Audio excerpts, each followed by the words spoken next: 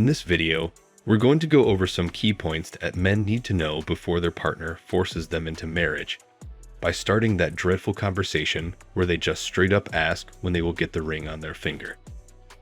I'll start off by sharing a brief story about a friend of mine. He was somewhere between 33 and 34 years old. At the time, his girlfriend was roughly 3 years younger than him. She was talking about children, marriage, and other such things, and he wasn't quite ready for rough stuff either. Additionally, the fact that she was throwing up raised a few red flags, right? He wasn't quite ready for that stuff. And then he said that around Christmas, he had an emotionally charged conversation with his girlfriend who said she wanted to marry him. And so, he did. He did the responsible thing and put a ring on that finger. However, it didn't work for him. He got divorced a few years after that and through a custody battle with his wife. So that's what this video is going to be about. You guys need to be patient when making such lifelong decisions and not rush into anything.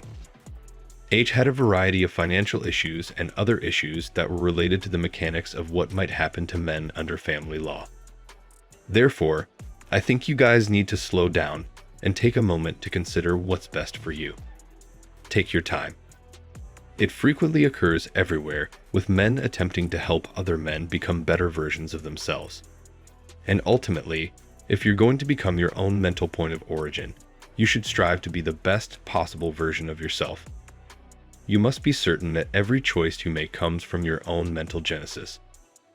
Many guys don't appear to understand or be able to process that a wedding and marriage involve a significant number of legal obligations. I'll put it this way, actually. It is likely the biggest choice you will ever make in your whole life, even when you exclude things like death and a will. And the majority of men just blindly sleepwalk through life.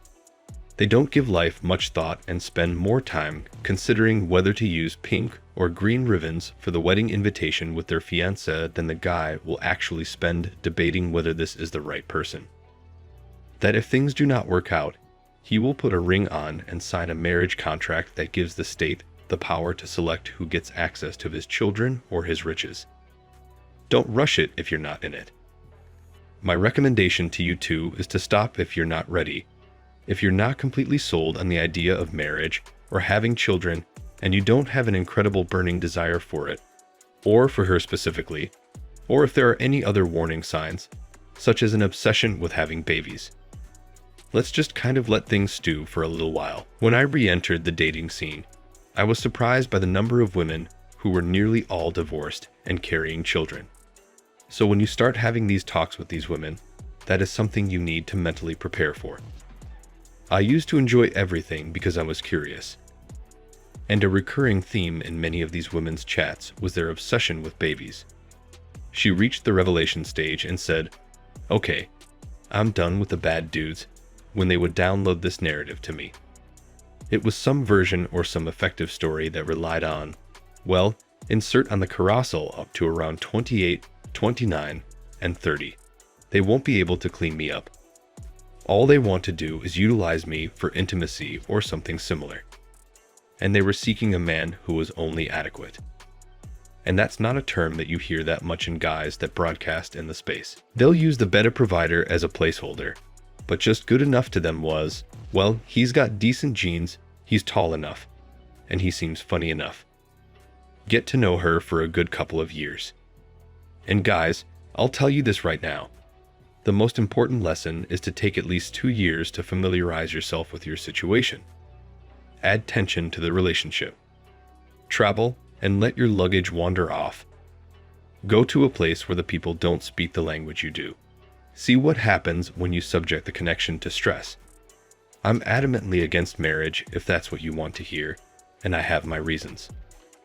However, if you're going to enter the butcher factory, at the very least enter with your eyes wide open so that you are aware of what you are entering and have thoroughly vetted them.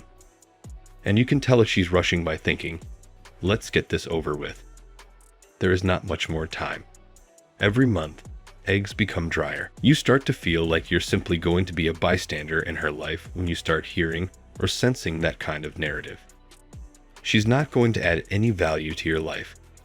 Everything she wants to accomplish, including getting off the subject and leaving, will be the focus of the conversation. She will be the center of attention, as will her agenda. Spend time on it.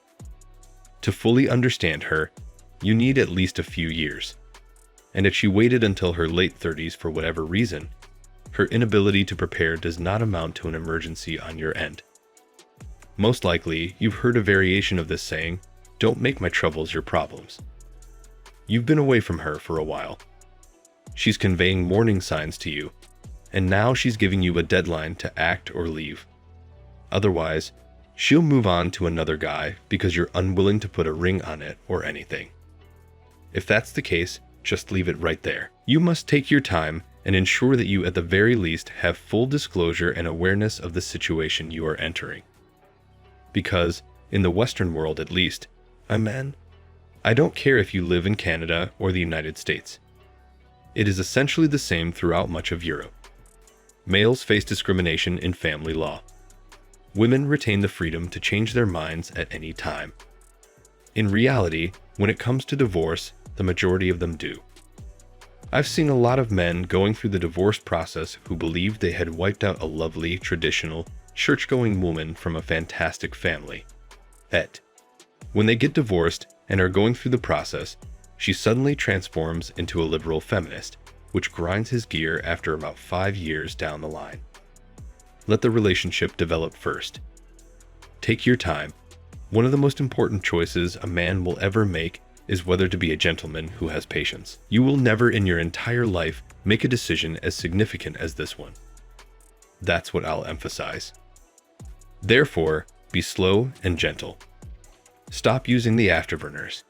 Instead of afterburners, you are the one who controls when this occurs.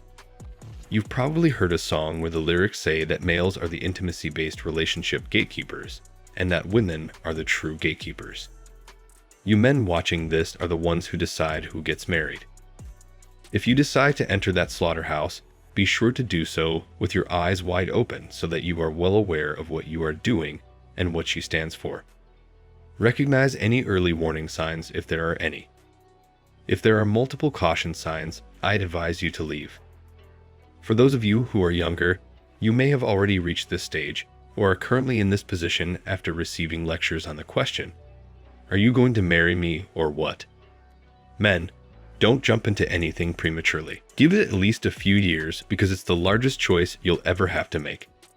If you're going to enter the slaughterhouse, do it with your eyes wide open and your wits about you. So, these are some reasons you should take your time and not rush into something as huge as marriage. Thanks for watching. Please like and subscribe.